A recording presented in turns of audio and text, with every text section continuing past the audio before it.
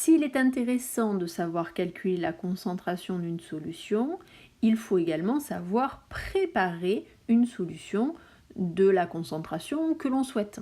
Donc si ici on souhaite préparer une solution dont le titre T va être de 20 grammes par litre, nous allons suivre un protocole précis pour être sûr de la solution et de la concentration de cette solution que nous allons fabriquer. C'est ce que nous allons voir dans la vidéo suivante.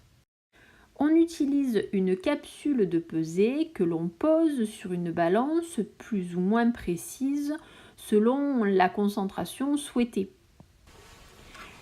On introduit avec une coupelle,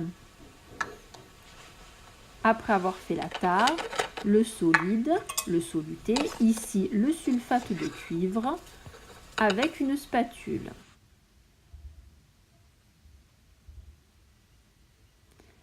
Le contenu de cette coupelle est ensuite versé dans une fiole jaugée, on peut utiliser un entonnoir.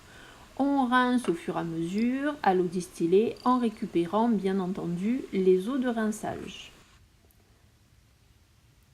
On complète ensuite la fiole aux 3/4 avec de l'eau distillée, puis on mélange pour dissoudre la totalité du soluté. On va ensuite ajuster jusqu'au trait de jauge avec de l'eau distillée. On pourra utiliser une pipette Pasteur pour être plus précis. Et on agite pour homogénéiser la solution. Notre solution est maintenant prête. Maintenant que nous avons préparé cette solution, nous allons vérifier si sa concentration est bien celle attendue. Donc nous avons introduit une masse petit m qui est égale à 2,0 g dans une fiole jaugée dont le volume VS était de 100 ml. Le titre massique de la solution préparée se calcule donc en utilisant la relation M divisé par VS, c'est-à-dire 2,0 divisé par 100 ml que l'on convertit en litres, ce qui fait 100 fois 10 puissance moins 3, le résultat étant de 20 grammes par litre.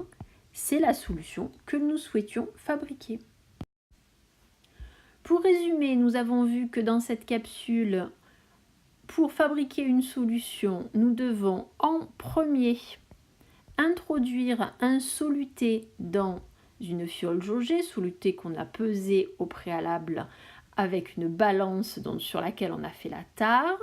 On complète ensuite à l'eau distillée pour dissoudre le soluté par agitation. Puis ensuite, on ajuste le volume au trait de jauge à l'aide d'une pipette Pasteur et on homogénéise.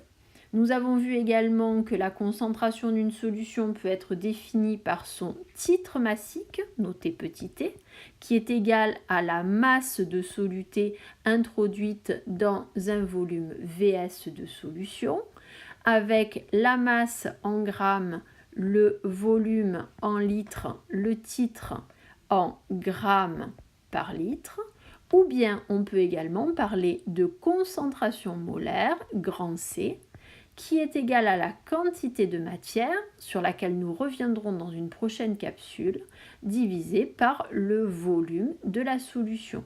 La quantité de matière s'exprime en mol, le volume s'exprime en litres, la concentration s'exprimera donc en mol par litre.